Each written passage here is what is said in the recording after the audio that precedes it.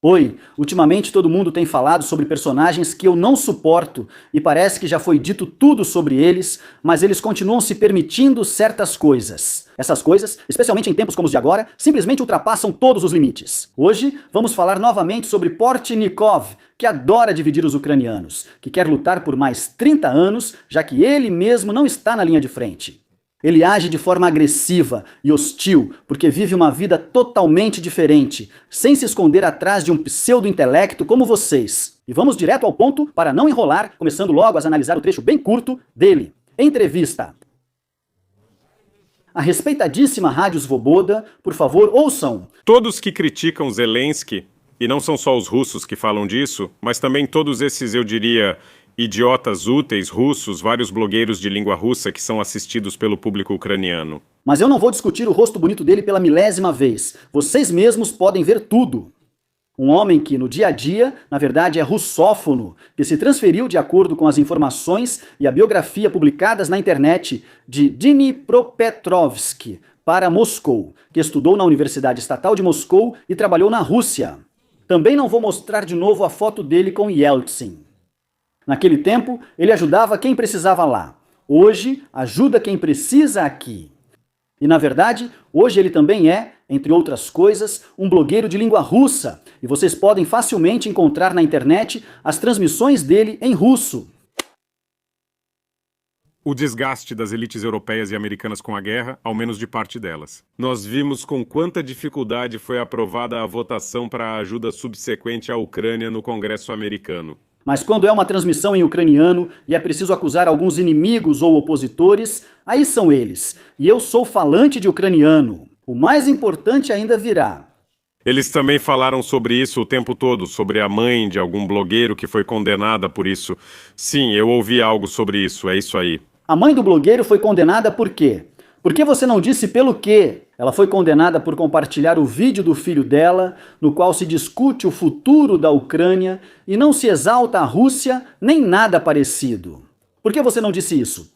E está sentada essa jornalista muito respeitada, repito, da Rádio Svoboda, e ela diz: sim, eu ouvi alguma coisa, ouvi de relance, mas que a Rádio Svoboda... Vou explicar por que ela foi criada, quem financia e o que acontecerá depois. Isso não é necessário. Começou a ajeitar uns papéis ali, sabe como é, questão menor, tem um blogueiro, tem a mãe dele, tentaram prender, e daí? O regime de Zelensky, Ermak, isso não é o que precisa ser discutido? Claro, é preciso mostrar as bobagens do Vitaly Portnikov pela milésima vez. E ele também, estão vendo, ele não terminou de falar. São eles que trabalham com a opinião pública americana, essas pessoas não estão aqui, estão no exterior, trabalham tanto com a opinião ucraniana quanto com a americana. De novo esse sorrisinho de rato, e vocês sabem exatamente de quem falo, sem eu dizer. Naquele programa, estavam falando sobre mim e sobre Lyubarsky. Não vou repetir agora, vocês podem encontrar no canal do Lyubarsky o que aconteceu lá. Lyubarsky desafiou Portnikov para um debate e disse: venha para Kharkiv, eu pago tudo. No entanto, Lyubarsky foi por conta própria e Portnikov não pagou nada. Além disso, ele fugiu. Embora ele estivesse lá com Bereza, se gabando de que estava pronto, que ele era ele mesmo, no fim não foi, porque sabe que vai perder esse debate. Porque essa merda pseudo-intelectual, ele só consegue empurrar para uma audiência burra na Ucrânia. Para pessoas inteligentes, ele não tem nada a dizer, e eles ficam lá, e eu enfatizo isso pela terceira ou quarta vez. Na Rádio Svoboda, eles ficam fazendo essas coisas. Deixem-me contar para vocês o que é a Rádio Svoboda e para que ela foi criada originalmente. Nos países do bloco oriental da União das Repúblicas Socialistas Soviéticas, a mídia estatal era controlada e o acesso à informação objetiva, restrito. A Rádio Svoboda oferecia uma visão alternativa, inacessível aos locais. Isso numa época em que eu, não sendo jornalista e nem mesmo me considerando um blogueiro, era apenas uma pessoa comum, que como todo mundo, tinha alguma rede social. Apresenta um ponto de vista alternativo e fundamentado. Enquanto isso, eles ficam lá recebendo dinheiro americano para fazer propaganda de Zelensky, Ermak e várias bobagens. Chegamos a esse ponto hoje. Em segundo, apoio à liberdade e pensamento livre. Ela informava sobre direitos humanos, liberdades e valores democráticos, sendo voz para dissidentes e jornalistas independentes cujos materiais não eram publicados em seus países. Hoje, na Ucrânia, há um telemaratona com censura rigorosa, fazendo lavagem cerebral nas pessoas, chegando a exibir videntes ao vivo. E se você responder pela internet, tudo que é financiado pelo governo ou está próximo do governo, com diferentes tipos de subsídios, lá está sentado o Portnikov. Repito a propaganda estatal e difamo pessoas que justamente defendem a democracia e a liberdade de expressão. Foi a esse ponto catastrófico que chegamos hoje. A terceira é a guerra de informação, parte da estratégia ocidental para conquistar mentes e corações nos países socialistas. A Rádio Liberdade cobria eventos que eram silenciados pela propaganda oficial, como repressões, corrupção e dificuldades econômicas. Sou especializado em questões econômicas, especialmente no que a propaganda oficial esconde e nas repressões já iniciadas contra mim e minha família. E ao invés de conversar comigo e contar a verdade para as pessoas, a Rádio Liberdade, com dinheiro americano, mostra o descarado rato Portnikov, que hoje trabalha para o regime. Se observar, é assim. Ele recebeu recentemente o prêmio Shevchenko presidencial, então parece que está apenas retribuindo. Como você chamaria isso? Escreva nos comentários. Quarto, promover ideais democráticos. Os programas buscavam fortalecer o pensamento crítico e informar sobre as vantagens dos sistemas democráticos. E o que Portnikov faz de transmissão em transmissão no seu canal e nas transmissões? A Rádio Svoboda, na verdade, basicamente faz propaganda da censura, da ditadura e do estilo autoritário de governo. No momento em que deveriam promover a liberdade de expressão, como já falei, um ponto de vista alternativo e, em princípio, valores capitalistas, eles hoje transformaram a Rádio Svoboda em uma coruja. E o próprio Portnikov é marxista, e este é simplesmente um tempo terrível quando o orçamento americano financia marxistas. E é simplesmente graças a Deus que Donald Trump venceu, e toda essa catástrofe em breve será resolvida e tudo voltará aos trilhos. Para que entendam, vou explicar sobre o financiamento. A Voz da América é gerida pela Agência dos Estados Unidos da América para a Mídia Global, financiada pelo Congresso.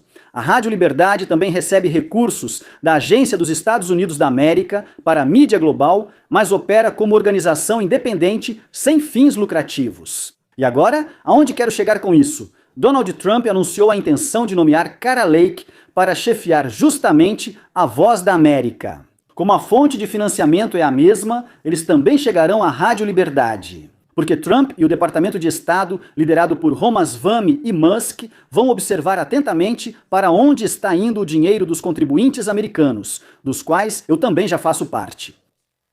Então, os contribuintes americanos financiam Portnikov e esses pseudo-jornalistas da Rádio Svoboda, que espalham propaganda ditatorial e ignoram ou ridicularizam a perseguição, na verdade, de dissidentes e outros atores políticos, isso é uma situação anormal.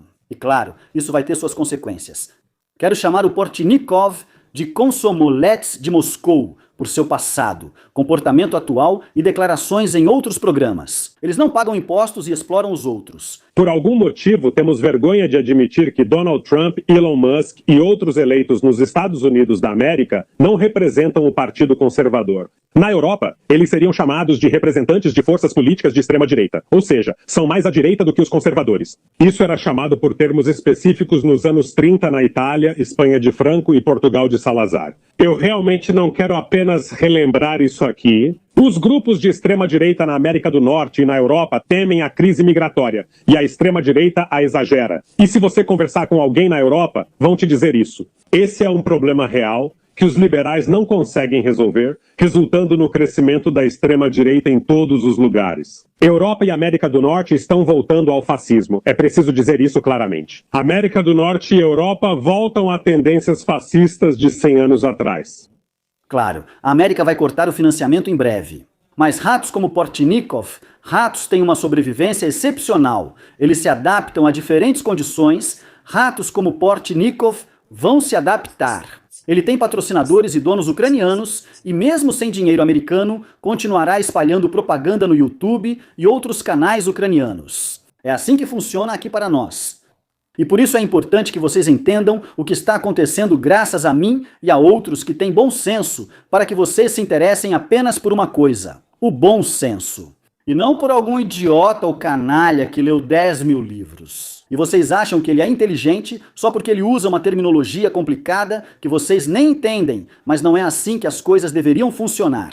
O bom senso deve mostrar para vocês se vocês mesmos não querem ou não conseguem entender o que é certo ou errado, com argumentação, exemplos concretos e previsões corretas. Esse cara ficava sentado falando mal. Um tempo antes das eleições dos Estados Unidos da América, dizia que Trump era fascista e seria uma catástrofe. E o pior é que tudo isso era financiado pelos americanos. Isso não é normal, e isso já chamou a atenção aqui na América das pessoas que deveriam se interessar por isso. E eu ouvi dizer que já tem gente trabalhando nessa bagunça para colocar tudo em ordem, e que pessoas como Portnikov e outros propagandistas não sejam financiados pelo orçamento do governo dos Estados Unidos da América. São exatamente eles que geram esse tipo de coisa. E depois ele aparece e diz: Mala, estação, Varsóvia, amanhã ele estará lá de novo. Dividir nosso povo em certos e errados, esse canalha, e outro vai dizer que depois de amanhã a guerra vai acabar. Ah, depois eu estava enganado. Vocês não entendem, lá saiu totalmente do controle. Uma fonte secreta em Washington me contou. Quero que vocês reflitam sobre quem escutam, leem e de onde recebem informações. Eu sempre dei esse exemplo para vocês. Vocês veem o que comem, porque isso é importante para a saúde de vocês. Com a informação, não é diferente. Analise, se esforce, tente entender e forme sua própria opinião. Por favor, eu peço muito que escrevam nos comentários o que acharam de tudo que ouviram e peço que se inscrevam no canal. Até mais!